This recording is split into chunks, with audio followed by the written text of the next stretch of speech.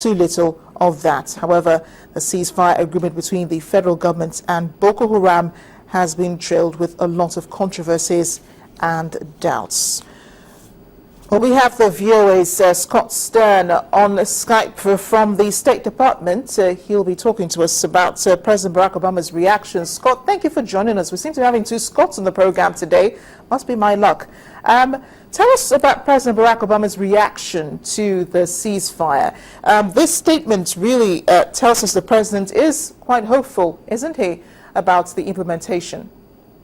Well, hopeful, but like all Nigerians, most especially, certainly the parents of the girls who were abducted, the president and the rest of his administration are waiting to see about that implementation, whether these talks actually begin in N'Djamena, who are the Boko Haram representatives with whom this agreement has been made, and how much of that organization can they bring to the table and deliver on should the ceasefire itself hold. We understand that while there are a number of U.S. officials in Abuja who were sent to Nigeria shortly after the abduction of the girls to try to help not only in the search for the Chibok girls, but also to be on hand to help for their reintegration into society, have been on standby, but were not involved directly in the talks that led to this ceasefire. So, as I say, like most Nigerians, really here in Washington, we're waiting to see the results. Waiting to see the results, Scott, has the president said anything about those officials that you mentioned, about those officials who were sent in shortly after the Chibok girls were abducted and their investigations so far? Has he said anything about their presence in Nigeria and what they may have discovered? No, simply that they continue to be there on hand, working with Nigerian authorities. The Obama administration has been really careful to make this a Nigerian operation. This is the responsibility of the Nigerian government to reach a ceasefire with Boko Haram.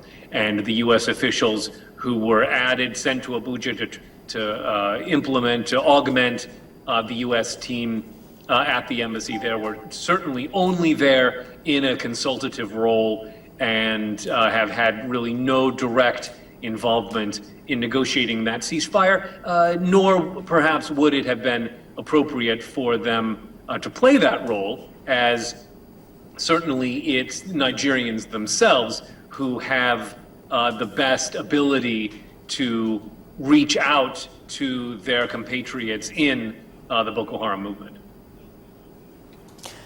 Scott, just before I let you go, of course, there have been protests in the United States. The other day was Alicia Keys that was at the Nigerian embassy in New York, calling on the government to continue to search for the Chibok schoolgirls. But has the U.S. government also reached out to perhaps other African countries, our neighbors, Chad, Niger, and Benin, those who have been given the responsibility to also help to find these girls and to find Boko Haram? Has the U.S. government also reached out to them to help in the discussions on perhaps the curbing of Boko Haram's activities in this region or the search for the Chibok schoolgirls? Certainly the threat of Boko Haram has become a regional issue, and there has been some limited diplomatic contact, especially when there was the spillover of that violence into Cameroon. But I think the greater cross-border involvement in this operation has been on intelligence gathering. As you know, the United States has been active in gathering intelligence across the Sahel, especially in search of Al-Qaeda in the Islamic Maghreb using drones based in Niger. And there have been some U.S. intelligence assets put in play to try to help find these girls and locate Boko Haram bases of operation. But that's information that has really been held close in Washington and in deference both to the Nigerian government and its security operations, as well as the nature of intelligence information. There, you weaken the value of that information by sharing it too broadly. Thanks a lot, Scott. I really appreciate your reporting on the issue and President Barack Obama's statement on Nigeria's announcement of a ceasefire between the military and Boko Haram. Scott Stern spoke to us from the U.S. State Department in Washington, D.C.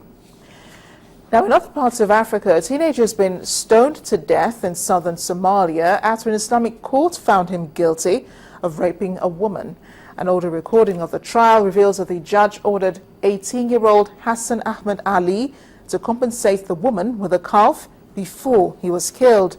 Ali, however, denied raping the 28-year-old woman, saying he had consensual sex with her instead. Somalia's militant group Al-Shabaab implements a strict version of Islamic law in the areas that it controls. The militant group has recently lost control of several towns, including Barawe, but still controls large swathes of territorial areas in the rural area. This is just one incident, one characteristic of Al-Shabaab, which is influencing people's way of life in Somalia.